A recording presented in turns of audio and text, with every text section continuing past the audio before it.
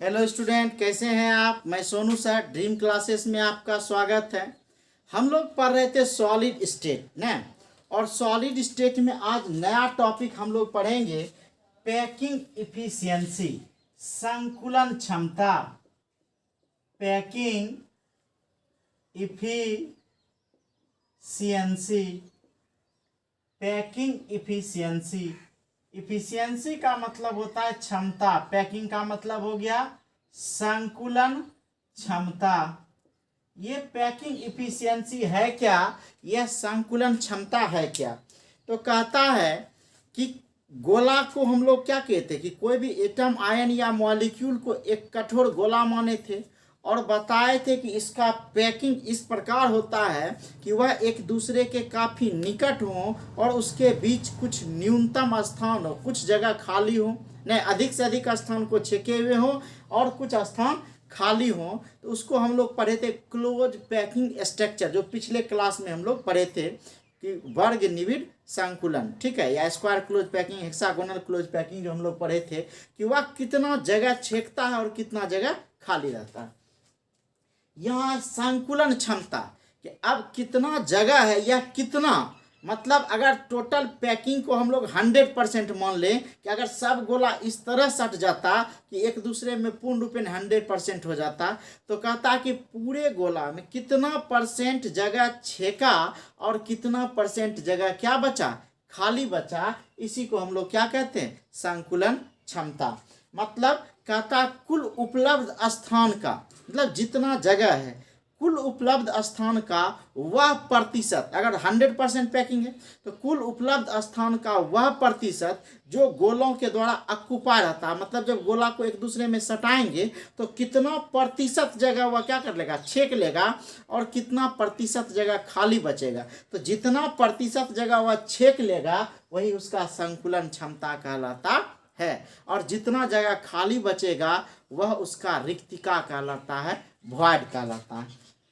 तो क्या बोलेंगे कि कुल उपलब्ध स्थान का, कुल उपलब्ध स्थान का, कुल उपलब्ध स्थान का वह प्रतिशत, कुल उपलब्ध स्थान का वह प्रतिशत जो गोलों के द्वारा, जो गोलों के द्वारा ऑक्युपाई रहता है, मतलब छेका रहता है, ढका रहता है, ठीक है, इसको बोल सकते हैं ढका रहता है या छेका रहता है।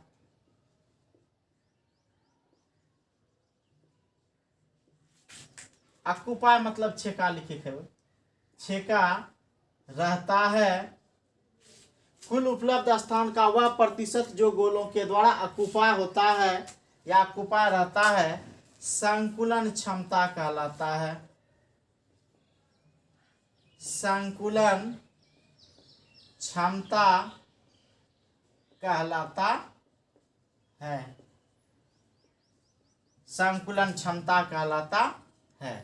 तो हम लोग इसके पिछले क्लास में देखे थे कि एक होता है बीसीसी, एक होता है एचसीपी या सीसीपी या एफसीसी, ठीक है, और एक होता है बीसीसी। इस तीनों के बारे में देखेंगे कि बीसीसी में कितना परसेंट जगह छेका रहता है, कितना जगह खाली रहता है। एचसीपी या सीसीपी में देखेंगे कितना परसेंट जगह छेका रहता है या खाली रहता है। या फिर हम लोग देखेंगे आपका न कि बॉडी के जो है फेस डायगोनल में, फेस सेंटर में कितना परसेंट जगह छेका रहता है। एक एक करके हम लोग देखेंगे। तो पहला देखेंगे पैकिंग इफिशियंसी, पैकिंग इफिशियंसी इन सीसीपी या एचसीपी, सीसीपी या एचसीपी, ठीक है। इसी को एफसीसी भी बोलते हैं, फेस सेंटर, क्या बोलते हैं इसी को, एफसीसी, सीसीपी, एचसीपी या एफसीसी, ठीक है। कि इसमें कितना परसेंट जगह छेका रहता है। कहिएगा सर क्या बेवकूफ़ वाला बात बोल रहे हैं आप, तीनों एक ही ले लीजिए सर। हम लोग इसके पिछले क्लास में पढ़े थे कि तीनों का कोऑर्डिनेशन नंबर 12 आया था। तीनों का कोऑर्डिनेशन नंबर कितना आया था? 12। सीसीपी या एचसीपी का भी 12 आया था और एफसीसी का भी क्या आया था? 12 आया था। इस तीनों का कोऑर्डिनेशन नंबर 12 आया था। इसका मतलब है कि तीनों का पैकिंग एक ही जैसा होना चाहिए ना। तो कितना परसेंट जगह इसमें छेकता है, कितना परसेंट जगह इसमें खाली रहता है, बड़ा ध्यान से देखेंगे और बड़ा आसानी से समझ में आएगा। अगर एक को समझ गए तो सब आपको क्या हो जाएगा? समझ में आ जाएगा। तो सबसे पहले हम लोग एक डायग्राम बना लेते हैं।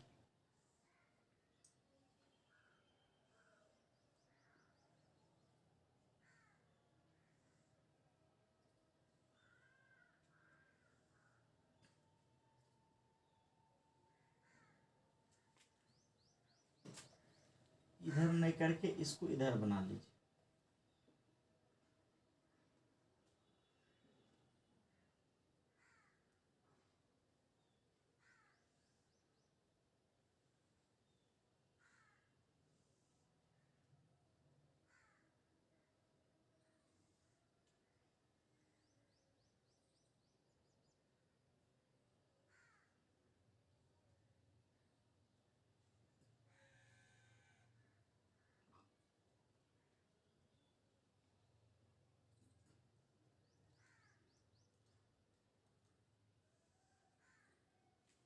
देखिए इस डायग्राम को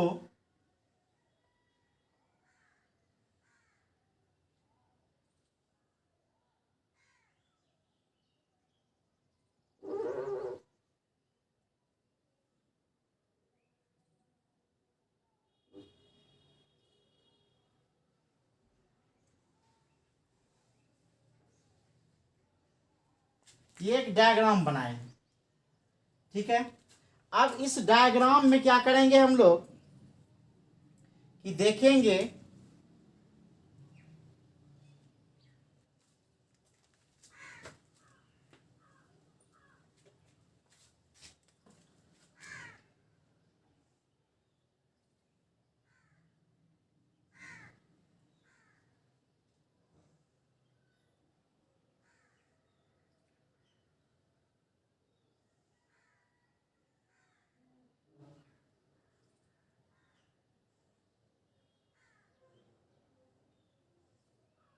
ये डायग्राम हम ले लिए, ठीक है। इस डायग्राम में आपका ये ए है, ये बी है, ये सी है, ये डी है, ये ई है, ये एफ है, ये जी है और ये एच है।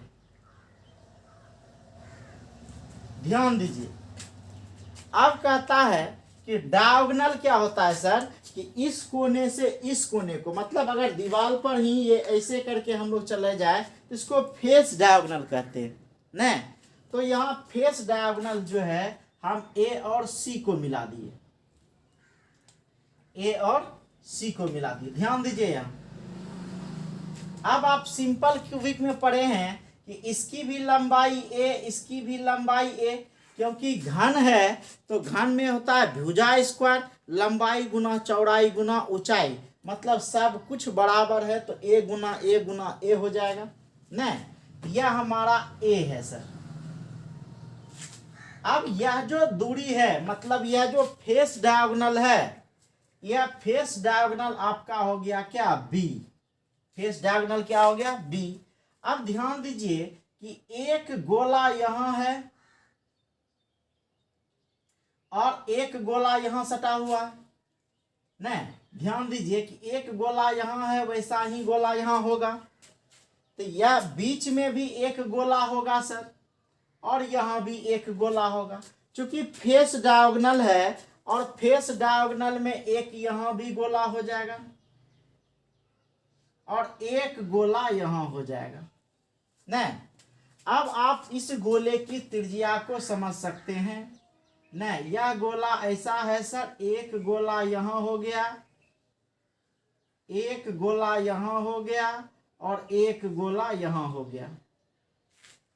यही हमारा, ध्यान दीजिए, यह हमारा ए है, ये हमारा सी है और यह जो है यहाँ डायगोनल मेरा क्या है? बी है। अब यहाँ एक चीज ध्यान दीजिए कि यह त्रिज्या आर होगा तो इसमें भी दो त्रिज्या आर और आर होगा और इसमें भी एक त्रिज्या आर होगा। नहीं, मतलब यह बी बराबर जो हो जाएगा सर आपका किसके हो जाएगा, 4r के हो जाएगा।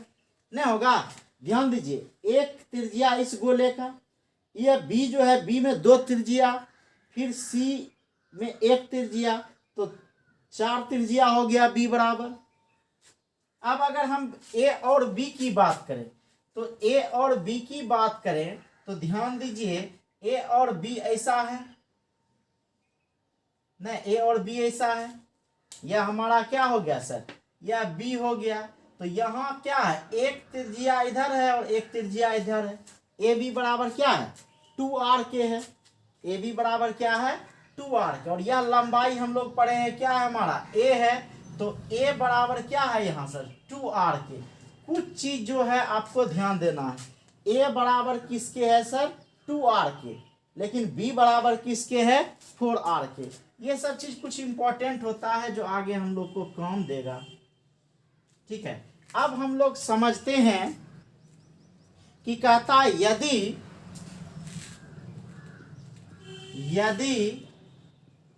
यूनिट सेल के किनारे की लंबाई बराबर ए, यह जो यूनिट सेल है इसके किनारे की, यह किनारा ये किनारा ये किनारा, सबके किनारे की लंबाई क्या हो, ए हो, लंबाई ए हो नहीं। और कहता है बॉडी फेस डायगोनल, यही हमारा फेस डायगोनल हो और फेस डायगोनल का मतलब होता है विकर्ण, ठीक है, पृष्ठीय विकर्ण या सतही विकर्ण, ठीक है। और फेस डायगोनल क्या हो मेरा, फेस डायगोनल क्या है मेरा, बी। फेस डायगोनल बराबर बी हो तो, फेस डायगोनल बी हो तो क्या होगा, त्रिभुज ए बी सी में, किसमें, त्रिभुज ए बी सी में क्या हो जाएगा सर, त्रिभुज ए बी सी में। देखिए यहाँ तो ए सी स्क्वायर, ध्यान दीजिए यहाँ ए सी स्क्वायर बराबर A B square plus B C square, क्या लिखेंगे, ए सी स्क्वायर बराबर ए बी स्क्वायर प्लस क्या हो गया मेरा, B C square. A C square बराबर A B square plus B C square, तो ए सी बराबर हम लोग बी माने हैं, तो बी स्क्वायर बराबर ए बी का लंबाई ए है, तो ए स्क्वायर प्लस क्या हो गया, ए स्क्वायर, नहीं तो यह बी स्क्वायर बराबर क्या हो जाएगा, 2a स्क्वायर, नहीं हो जाएगा, ए तो 2a का स्क्वायर। अब अगर दोनों और रूट कर दें तो स्क्वायर खत्म हो जाएगा, तो b बराबर क्या हो जाएगा, √2a, क्योंकि स्क्वायर खत्म तो a और b पर तो 2 पर तो खत्म नहीं होगा, तो एक रूट लग गया, क्योंकि रूट इधर भी किए रूट इधर भी किए, तो b बराबर क्या हो गया, √2a। अब चूंकि b बराबर हम लोग किसके निकाले, 4r के, तो चूंकि b बराबर किसके होता है, 4r के, और यह 4r बराबर किसके होगा, √2a के। नहीं, अगर हमको r कह दे निकालने के लिए, तो r अगर कह दे निकालने के लिए तो √2a बाय क्या हो जाएगा, 4, नहीं r बराबर क्या हो जाएगा, √2a, नहीं या 4r बराबर √2 हो गया, तो √2a। लेकिन ये हमको निकालना नहीं है, हमको a निकालना, यूनिट सेल के किनारे की लंबाई, नहीं तो a बराबर क्या हो जाएगा, तो a बराबर आपका हो जाएगा क्या, 4r बटा √2, नहीं क्या हो जाएगा, 4r बटा √2।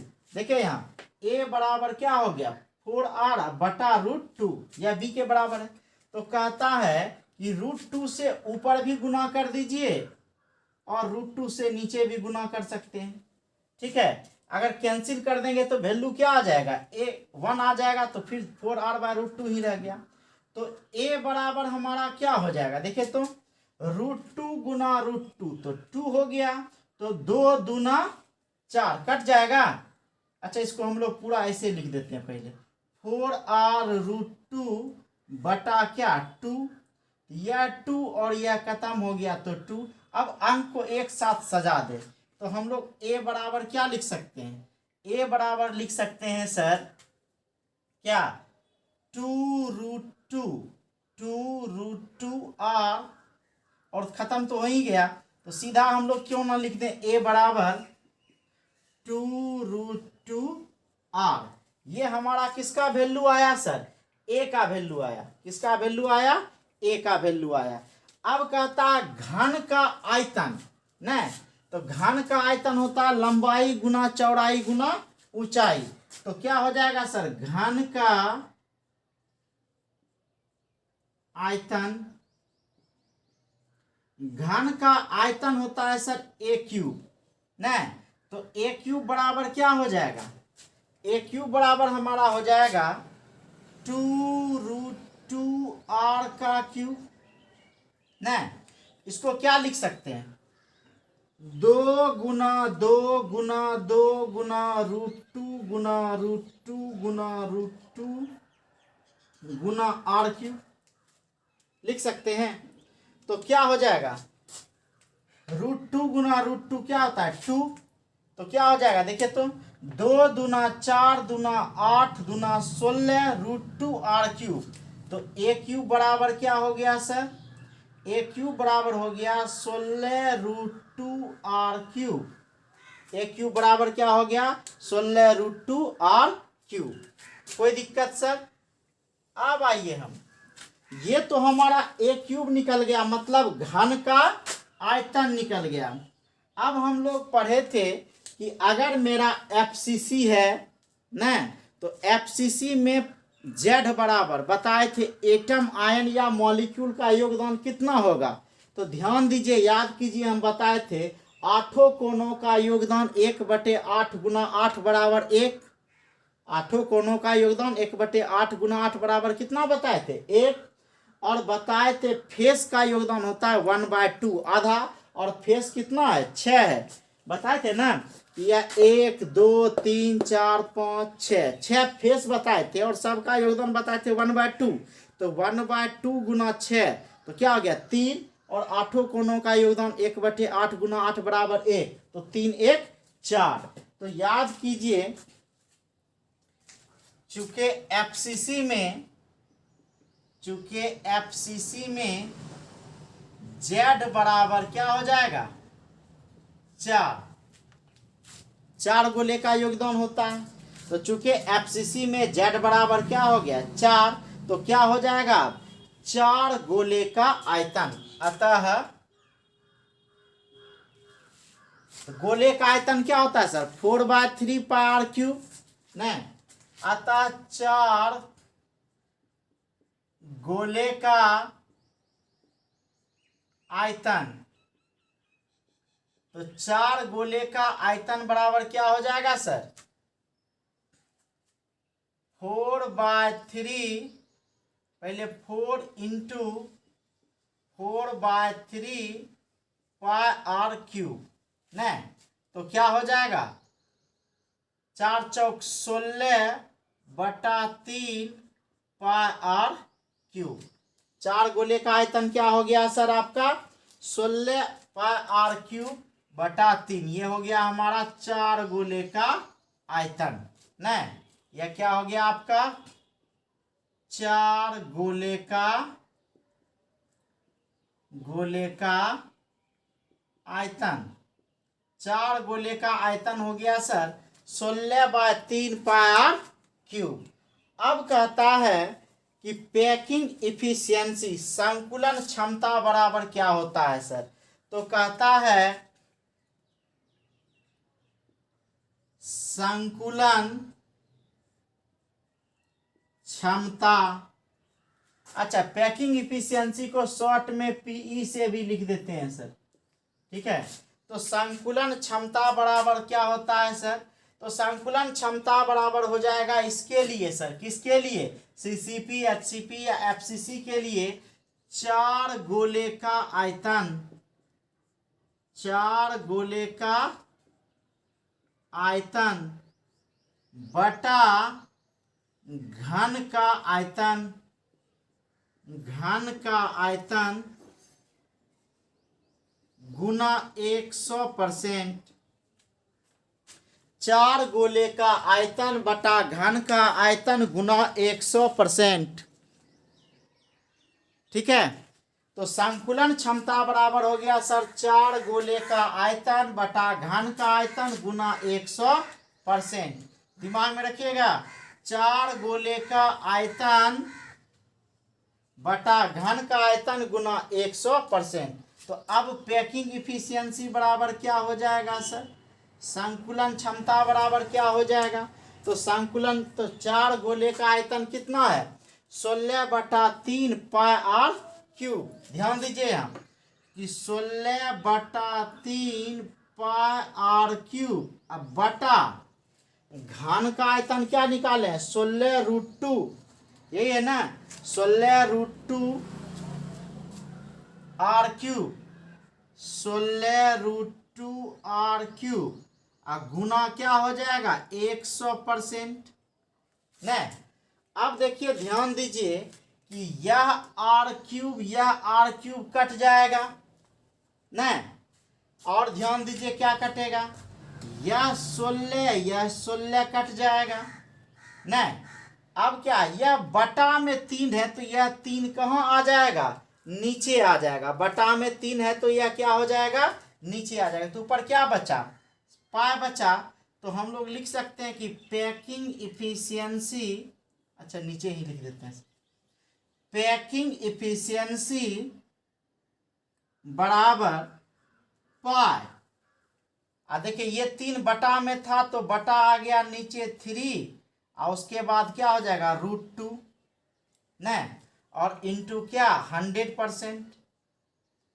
और पाई का वैल्यू कितना होता है सर, पाई का वैल्यू होता है 3.14, 3.14 बटा 3 गुना √2 का वैल्यू होता है 1.414। क्या होता है 1.414, 1.41, 2 ही अंक लेते हैं सर, इंटू क्या हो जाएगा 100%। तो इसको जब गुना भाग कीजिएगा सर तो यह हो जाएगा 3.14 बटा 3 एकम 3, 3 चौक 12 के 2, बाकी 1, 3 एकम 3 1 4, गुना क्या 100%। इसको जब कीजिएगा सर, इसमें इससे भाग दीजिएगा तो ये आता है 0.7, ठीक है 4, गुना क्या 100%। तो यह बराबर हो जाएगा सर आपका 74%। इसका मतलब है सर, ठीक है, तो यह पैकिंग इफिशियंसी मेरा कितना आ गया सर 74%। यह पैकिंग इफिशियंसी क्या आ गया मेरा 74%। इसका मतलब ये हुआ कि अगर पैकिंग इफिशियंसी सीसीपी, एचसीपी या एफसीसी में हो तो 74% जगह को यह छेकेगा, 74% जगह को यह छेकेगा, और जो खाली बचेगा तो 100 घटा 74 कर देंगे तो 26% जगह इसमें क्या बचेगा, खाली बचेगा ना। तो इसमें 26% जगह क्या बचता है सर, खाली बचता है। फटाक से स्क्रीनशॉट लीजिए।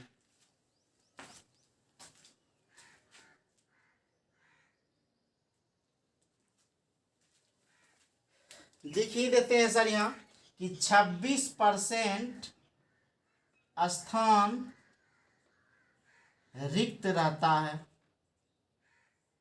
रिक्त रहता है, मतलब 26% जगह जो है क्या रहता है, खाली रहता है।